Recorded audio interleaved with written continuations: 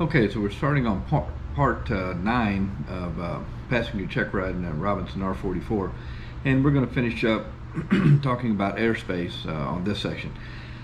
We kind of sort of left off with Class E airspace. I was going to mention a couple of things just to be clear. In Class E airspace, I was asking about what equipment was necessary. And again, in garden variety Class E airspace, you don't need a radio, you don't need a transponder with mode C, and you don't need ADS-B out. However, if you're in Class E airspace above 10,000 feet, and in fact all airspace above 10,000 feet in the United States requires a transponder with mode C and ADS-B out. Right? And there's an exception for that that's greater than 10,000 MSL and within 2,500 feet of the ground. But for all intents and purposes, above 10,000 feet MSL in the United States, as far as special equipment is concerned, you need transponder with mode C and ADS-B out for Class E airspace. Right? So again, if he was to ask you a question and point again to this section here and say, okay, you're at 12,000 feet right here, what special equipment do you need? Then you're going to need transponder with mode C and ADS-B out. Okay, one other thing I'd like to show you, we kind of touched on Special VFR already, but I'll show you here. This is St. Louis Class B airspace, and you'll notice that right here it says no Special VFR clearance right here. Okay, so one of their favorite questions to ask is, okay, you're in a Robinson R44 and you're out here, visibility is 2 miles, you'd like to pop in here and get some fuel, are you able to get Special VFR clearance into this Class B? And a lot of times they'll even point out, see right here it says no Special VFR, so are you able to get in there under Special VFR in a helicopter? And the answer is yes. Alright, no Special VFR applies to airplanes only, not rotorcraft, including gyro planes, which is sort of ridiculous, but a lot of times if you're taking your test for your gyro plane, one of their favorite questions is, okay, you want to, it's the same conditions, you're 2 miles out from St. Louis Airport, can you get a Special VFR clearance into St. Louis with a gyro plane? And the answer is yes, you can. It's possible, but I'll tell you right now that when they get busy trying to get a Special VFR clearance into any Class B airport, even though it's allowable, may be a bit of a delay, because just sequencing you in between the other aircraft, like I say, although possible, may be a significant delay on getting in. So, okay, for those of you that like to cite FARs, again, Special VFR regulations are contained within 91.157, so it wouldn't hurt to take a look at that and read over it once. Another thing that you're going to need to reference is Part 91, Appendix D, and it's actually Section 3, and that concerns Special VFR flight into the Class B airports that I just talked about, and I'll show you what it looks like here. So here is Part 91, Appendix D, Section 3. You can see right here, Section 3, and it specifically says, and I'll upsize it here so you can see it. So again, it's Section 3 here of Appendix D, and it says specifically, locations at which fixed wing Special VFR operations are prohibited.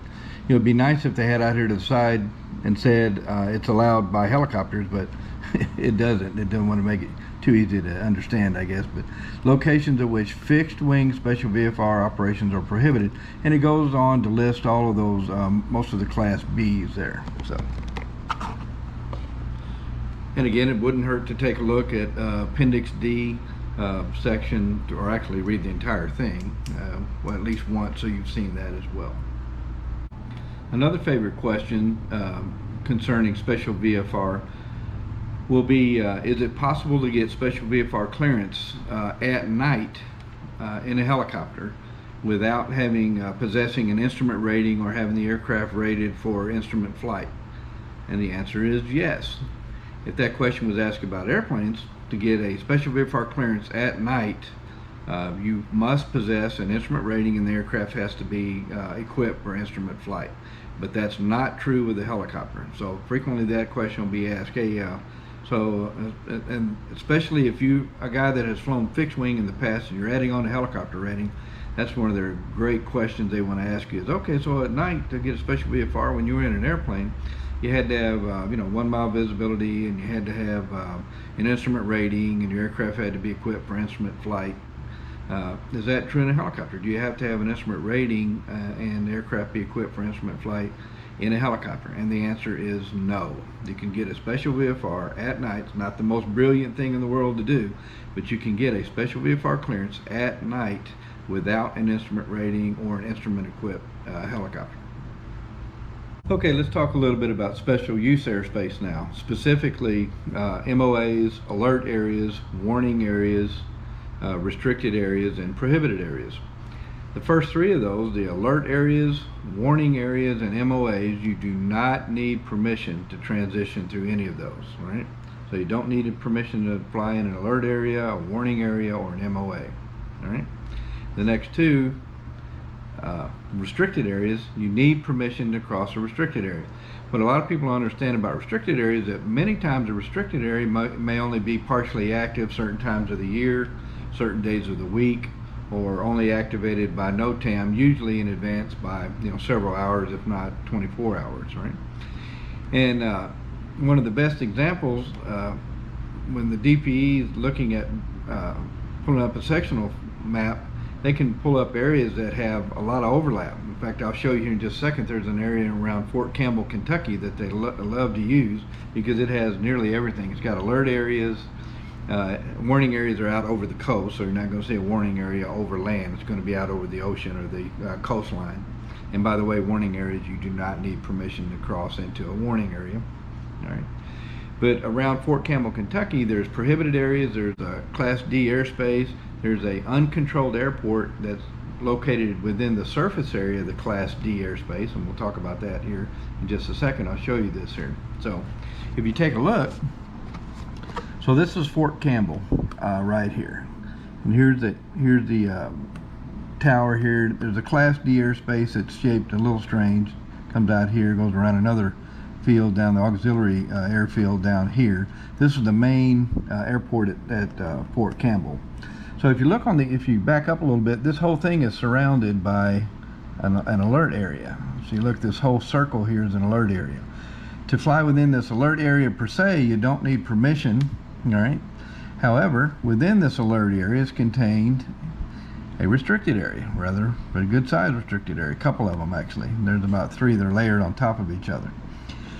So one of the things that the DP may do is he may say, okay, you're down here, you're heading northbound, and you'd like to cross this restricted area. Then how do you go about doing that?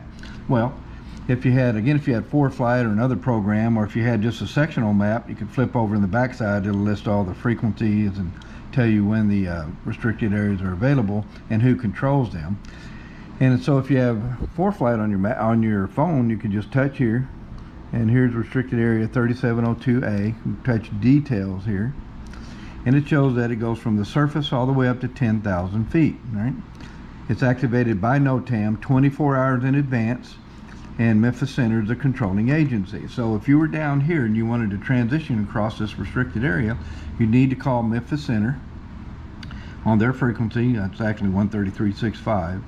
And query them as to whether the restricted area was active or not. If it's not active, they'll allow you to cross right through the restricted area.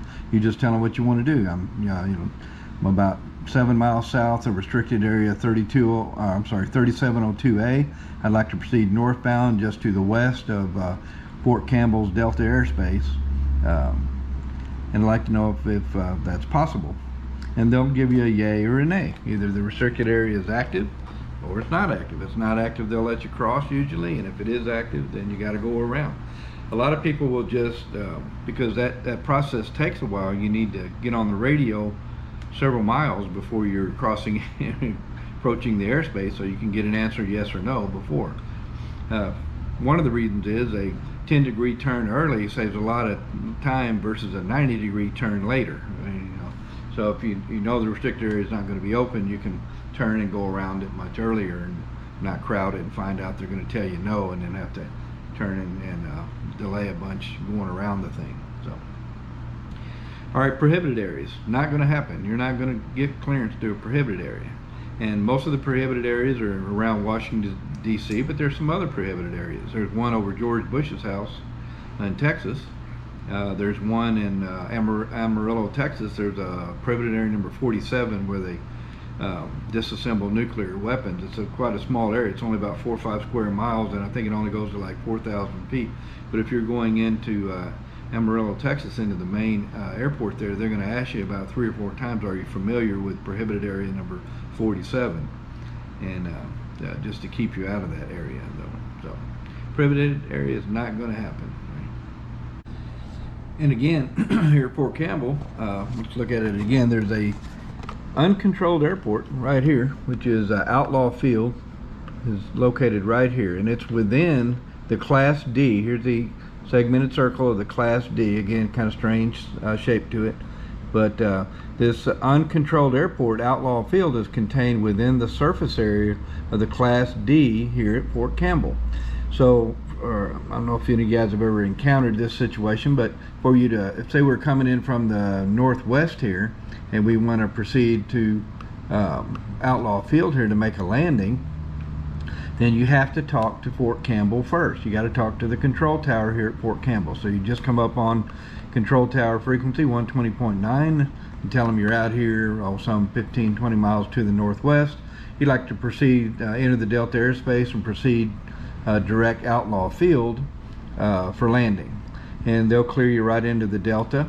And then as soon as you get within the airport traffic area here at Outlaw Field, then you switch up to Outlaw Field's frequency 122.8 and then self-report your position just like you would any other uncontrolled field. Go in and land. Okay, how about coming out of there? What do you do when you come out of there? Who do you have to talk to and when? Well, what you do with at Outlaw Field here is say that we're going to take off to the north and proceed back out to the northwest. Then you self-report your departure on 122.8 again, and then once you're in the air, you switch over to, again, Fort Campbell Tower, 120.9, and tell them that you just departed Outlaw Field and you'd like to be outbound. One of the easiest ways to do it is just to follow I-24 here out to the northwest. If you tell them that, they know exactly where you're going to be there. All right. So that's how you get into an airfield, that an uncontrolled airfield that's contained within the Class B of another airfield. There's not a lot of them, but that one is easy to look at, but that's how you do it. You've got to contact the control tower first before you enter the airspace, just like you would any other Class D. And about the only other little twist to it is, again, when you get into the traffic pattern there at the uncontrolled airport, you switch over to their frequency and self-report your position, both during landing and during takeoff. And then again, once you're into the air, you switch back over to the tower and tell them that you just departed that airport and you're outbound in whichever direction. Okay. One time when I went into Fort Campbell, I'll just tell them myself, I do a series called Mistakes I've Made in Aviation, and this one I probably ought to include on that little series. But I was going into Fort Campbell one time. I'll show you what I did. So I was coming from the west over here and proceeding this way, and I go to the north of the restricted area here, and I call Fort Campbell Tower and said, hey, I'd like to proceed, I'm up to the northwest here a few miles, I'd like to proceed through your airspace over direct to Outlaw Field.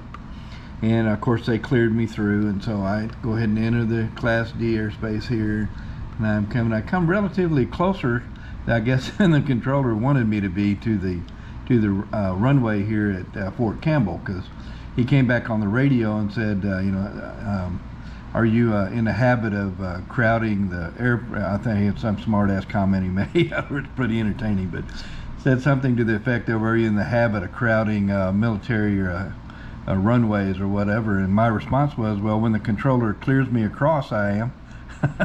So I said, if you want me to depart out to the north a bit, I'll certainly do that. But I just turned out to the north and went. So then when I came out of there, I was going to be heading back to the northwest. So when I left out, I just told them I was going to proceed direct and intercept 24 and then follow 24 outbound to the northwest, so they'd know exactly where I was going to be on that flight, and there wouldn't be any rub occurring on flying closer than he thought I ought to be to the runway there at Fort Campbell.